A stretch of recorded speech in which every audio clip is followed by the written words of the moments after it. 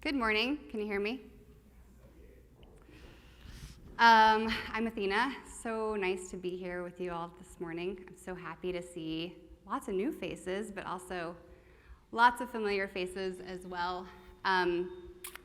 So I wanted to start by telling you a little bit about myself. Mina, that was, I don't know where you went, but that was an incredible mindfulness boost right before getting up to speak in front of a bunch of people, so thank you. Spot on. Good breathing exercises. As was mentioned, I've been with New Seasons as the strategic sustainability lead and practice lead for B Corp for the last 6 years.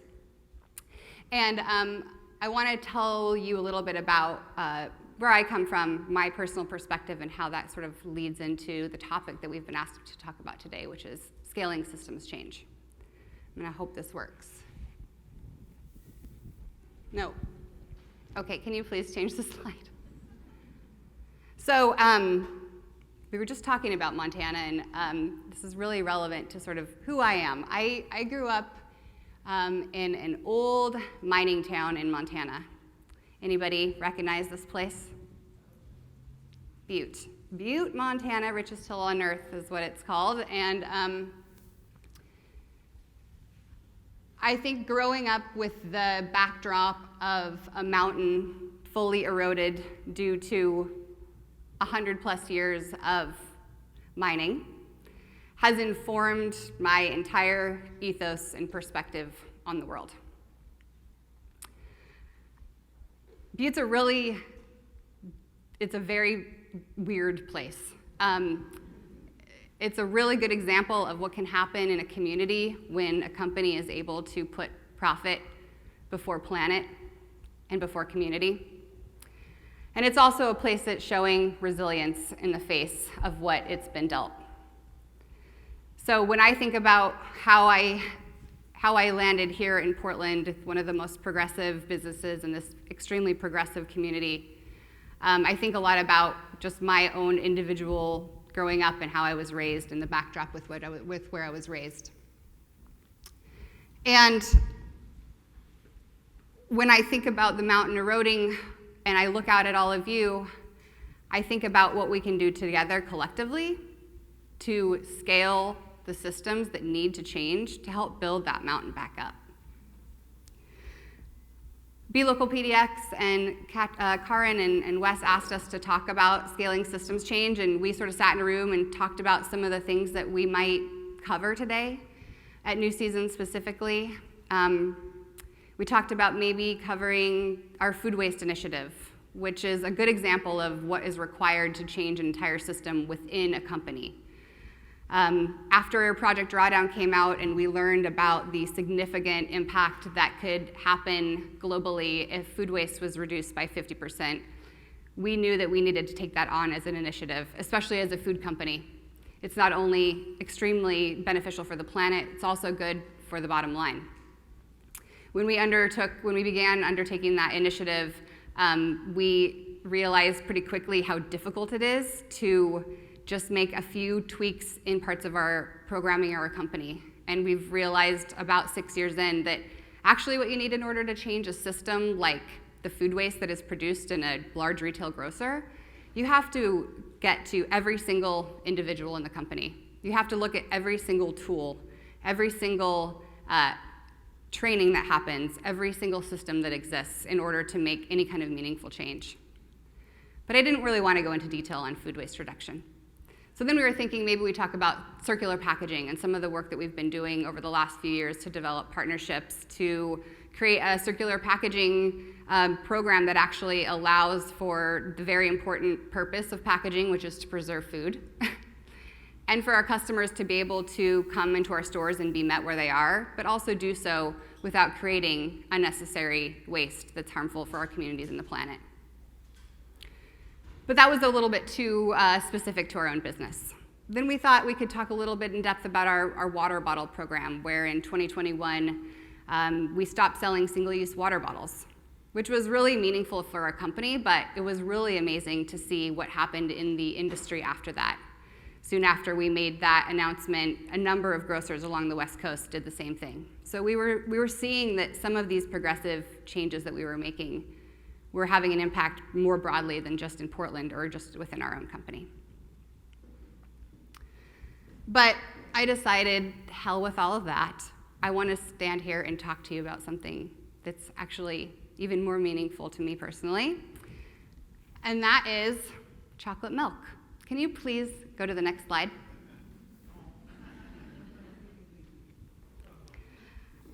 So I'm not a dairy expert. Tillamook is going to come up and talk after me, and I'm sure they've got a lot more interesting things to say about dairy specifically. But I am an expert in this tiny human. This is Clementine. She will be 5 next week. And every single morning, she wakes up and she drinks a glass of chocolate milk.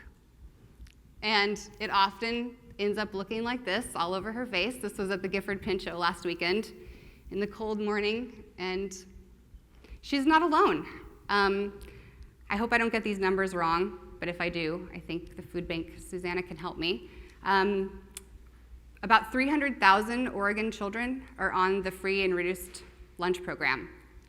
That means that they get a significant portion of their nutrition every day, both at breakfast and in lunch, from their school. And frequently, chocolate milk is one of the nutritious items that they are given. This is a really, really important part of our community and our culture is our children and generations to come. Clementine's generation, her children, and the children after her.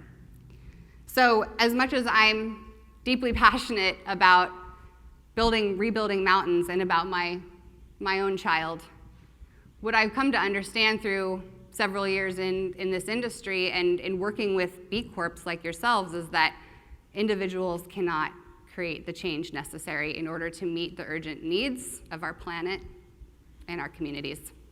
It's systems that we create together that will help rebuild mountains, that will help ensure that chocolate milk is something that kids for future generations can enjoy safely.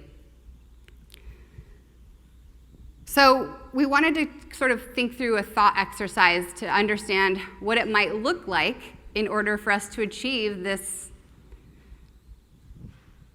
not only very necessary, but very compelling and optimistic goal.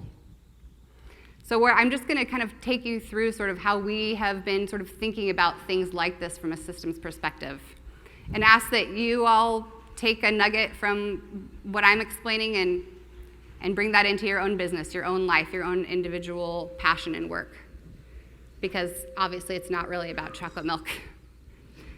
So the first place we start, of course, is with the land. There are some incredible things happening out there right now, and it is incredible to be part of the movement to looking at the food economy in a way that delivers on the promise of a safe and healthy planet. When we think about the sourcing that's required as part of our supply chain, we have to look at those businesses who are working to change the way that agriculture is done. Both in dairy and in cocoa, there are massive changes being undertaken to how animals are raised, how the focus on soil health, on regenerative agriculture is seeing benefits that are very, very promising for correcting our climate crisis right now.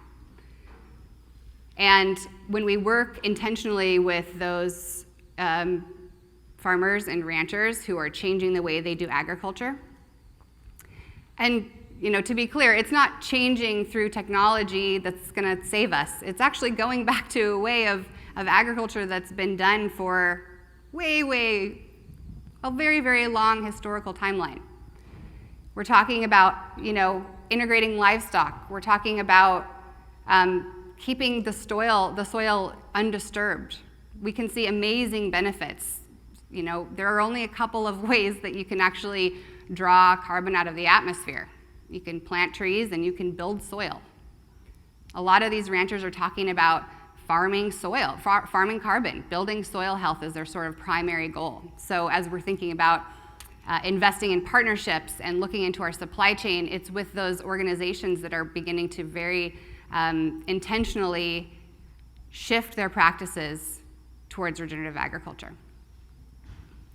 And so too, you'll find huge impacts in a positive way for animal health when you look at doing agriculture in this way, switching away from conventional methods and moving in a progressive direction. And then next, when you think about sourcing, you think about sort of the people and who are doing the work of actually planting and procuring cocoa for this chocolate milk that is so important. As we look into our supply chain, we have to ask the questions about what kind of relationships and partnerships are being delivered upon. What kind of direct partnerships and fair wages and equitable community building can be a result of the intentional work that we're doing around our infrastructure. When you invest the right amount into the people who are actually farming the land, their communities also can become more resilient. Their schools can have safety measures integrated and renewable energy. They can have healthcare systems being built and also work towards just building more resilience in their own communities. There are climate benefits to that. There are people benefits to that. There's also business benefits to that.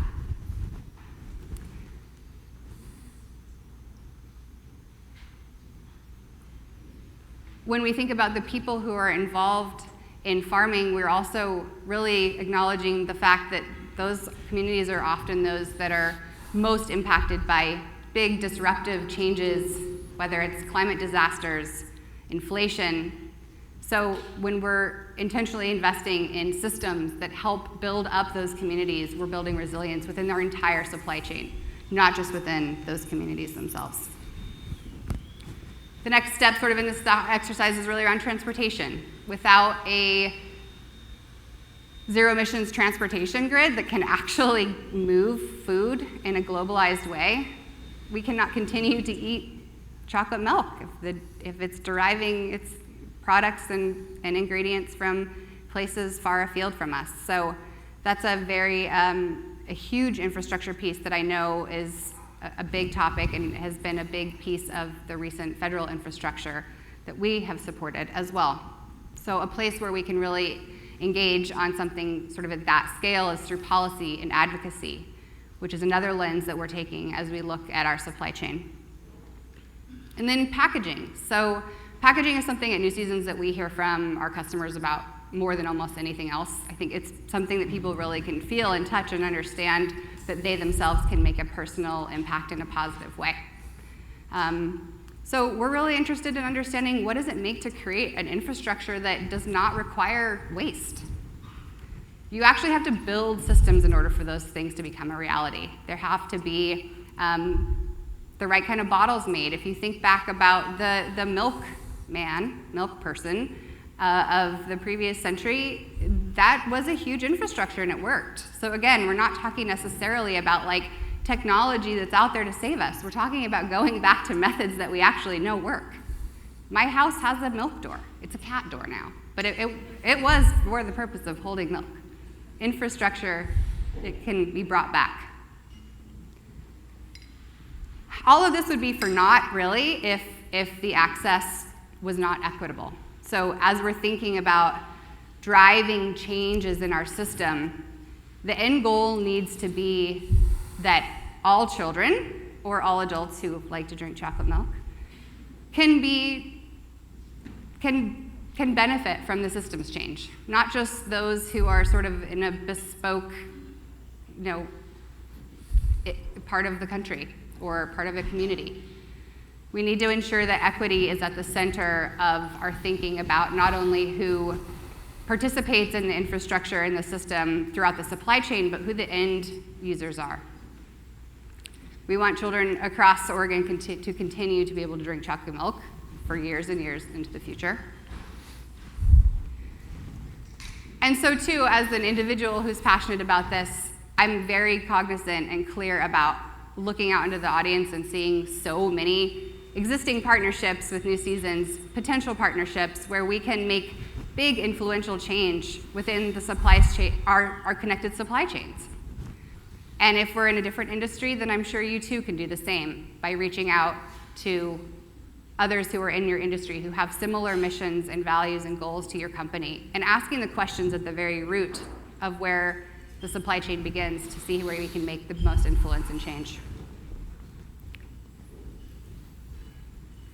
Can you go to the next slide, please? So this is sorry, Katie, I'm just throwing this out there. Katie Reardon is here from Carmen Ranch, and I just thought that this would be a beautiful photo to end this talk on today, because what we're talking about is rebuilding the mountain together, right? And this is a picture taken from Carmen Ranch in the Wallowas. And I feel I'm not a very optimistic person, to be honest. In general, it's just sort of not part of my personality. But I have to say, like, when I was able to witness soil growing in front of my eyes, when I was able to see a community of progressive partners together talking about how we can influence change together, it brought a massive amount of optimism to me. So I hope you'll all join me in helping to rebuild the mountain, and thank you all so much for your time and attention this morning. Really appreciate you.